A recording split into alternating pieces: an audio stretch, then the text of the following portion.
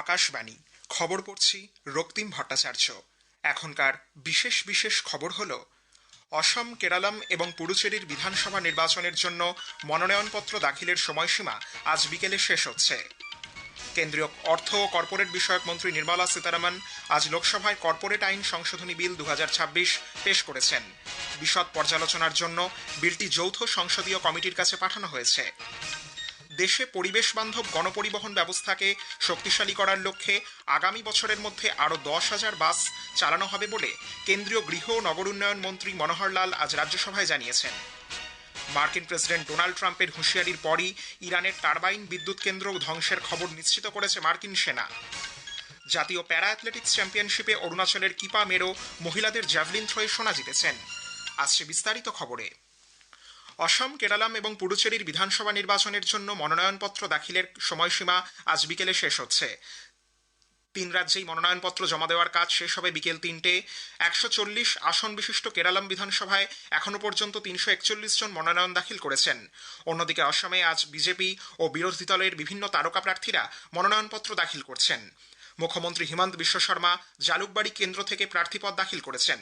এ পর্যন্ত 219টি মনোনয়ন জমা পড়েছে। অন্যদিকে কেন্দ্রশাসিত অঞ্চল পুডুচেরিতেও প্রার্থীপদ দাখিলের সময়সীমা আজই শেষ হচ্ছে। 10টি আসনেই বিজেপি প্রার্থীরা মনোনয়ন দাখিল করেছেন। আগামীকাল মনোনয়নপত্রগুলি পরীক্ষা করে দেখা হবে। 26শে মার্চ মনোনয়নপত্র প্রত্যাহারের শেষ দিন। আসন্ন বিধানসভা নির্বাচনের প্রস্তুতি পর্যালোচনা করতে নির্বাচন কমিশন আজ আরেক দফায় পশ্চিমবঙ্গের সব জেলা নির্বাচনী আধিকারিক, পুলিশ কমিশনার ও পুলিশ সুপারদের সঙ্গে বৈঠক করবে। ভিডিও কনফারেন্সের মাধ্যমে বিকেল 4টে এই বৈঠক হওয়ার কথা।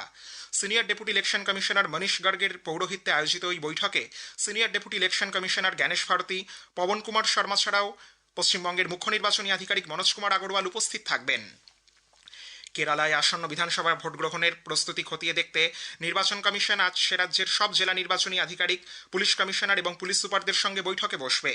কমিশন সূত্রের খবর, এরপরই প্রশাসনিক এবং পুলিশ আধিকারিকদের প্রশিক্ষণ পর্ব শুরু হবে।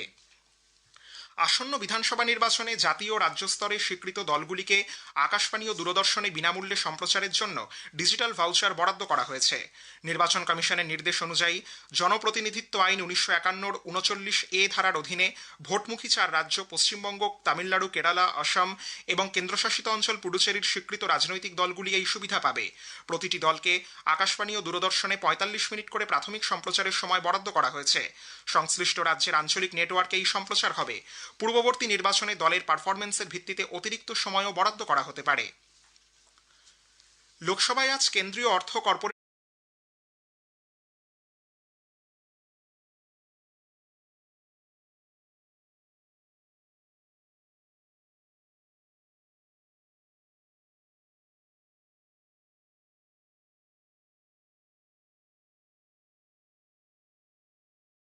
বিষয়ক মন্ত্রী নির্মলা সীতারামন কর্পোরেট আইন সংশোধনী বিল 2026 পেশ করেছেন।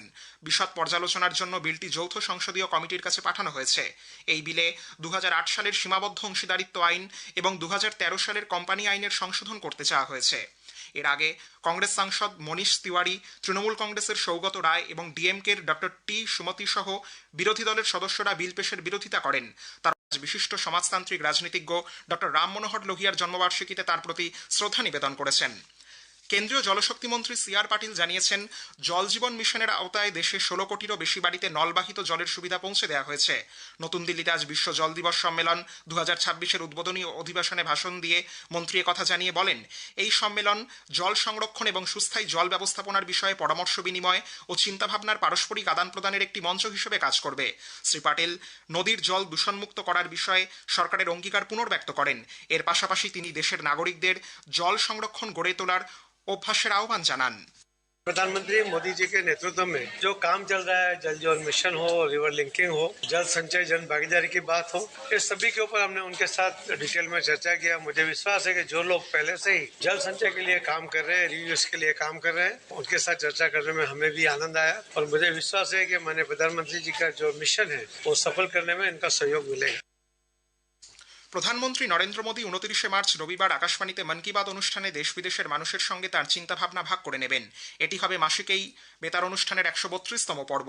আকাশবাণী ও দূরদর্শনের সবকটি চ্যানেলে সকাল 11টা থেকে এই অনুষ্ঠান শোনা যাবে। খবর শুনছেন আকাশবাণী থেকে। আমাদের সংবাদ শোনা যাচ্ছে ইউটিউব চ্যানেল আকাশবাণী সংবাদ বাংলা, ফেসবুক ও ইনস্টাগ্রাম আকাশবাণী সংবাদ কলকাতা এবং এক্স হ্যান্ডেল এআইআর নিউজ কলকাতাতে।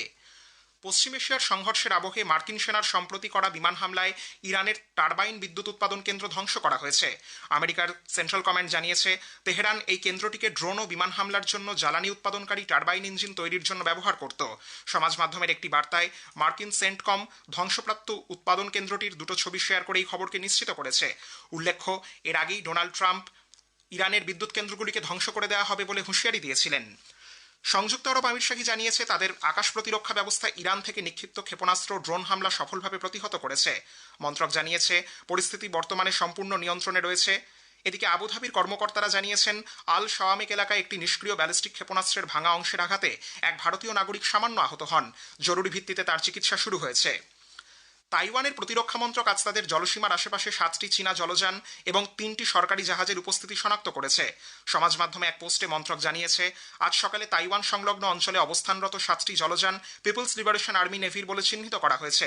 তাইওয়ানের সশস্ত্র বাহিনী পরিস্থিতি নিবিড়ভাবে পর্যবেক্ষণ করছে। বাংলাদেশের পেট্রোল পাম্প মালিকরা সতর্ক করে দিয়ে বলেছেন তীব্র জ্বালানি সংকটের কারণে দেশজুড়ে পেট্রোল পাম্পগুলি যে কোনো সময় বন্ধ হয়ে যেতে পারে। এক বিবৃতিতে সেদেশের পেট্রোল পাম্প মালিক সমিতি জানিয়েছে পরিস্থিতি অত্যন্ত জটিল, প্রয়োজনের তুলনায় তেল কোম্পানিগুলি অনেক কম জ্বালানি সরবরাহ করছে। স্লোভেনিয়ায় সংসদীয় নির্বাচনে প্রধানমন্ত্রী রবার্ট গোলোবের নেতৃত্বাধীন ক্ষমতাসীন ফ্রিডম মুভমেন্ট পার্টি সামান্য ব্যবধানে জয়লাভ করতে চলেছে। 99% ভোট গণনা শেষে দেখা গেছে মধ্য বামপন্থী এই দলটি 28.6% ভোট পেয়েছে। জেনেট জানসার নেতৃত্বাধীন বিরোধী দল স্লোভেনিয়ান ডেমোক্রেটিক পার্টি 28.2% ভোট পেয়েছে। তবে জোট শরিকদের সমর্থন পেলেও ক্ষমতাসীন দল একক সংখ্যাগরিষ্ঠতা অর্জন করতে পারবে না। নিউ ইয়র্কে মন্ট্রিল থেকে আগত এয়ার কানাডা এক্সপ্রেসের একটি সিআরজে 900 বিমান অবতরণের সময় রানওয়েতে থাকা দমকলের একটি গাড়িকে ধাক্কা দেওয়ার জেরে লাগার্ডিয়া বিমানবন্দরের কাজকর্ম সাময়িকভাবে বন্ধ রয়েছে।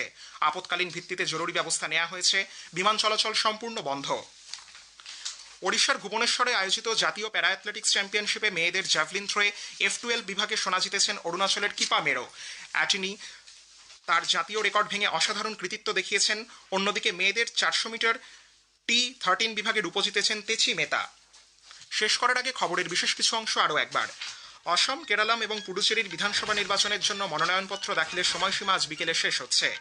কেন্দ্রীয় অর্থ ও কর্পোরেট বিষয়ক মন্ত্রী নির্মলা সীতারামন আজ লোকসভায় কর্পোরেট আইন সংশোধনী বিল 2026 পেশ করেছেন। বিশদ পর্যালোচনার জন্য বিলটি যৌথ সংসদীয় কমিটির কাছে পাঠানো হয়েছে। খবর শেষ হলো।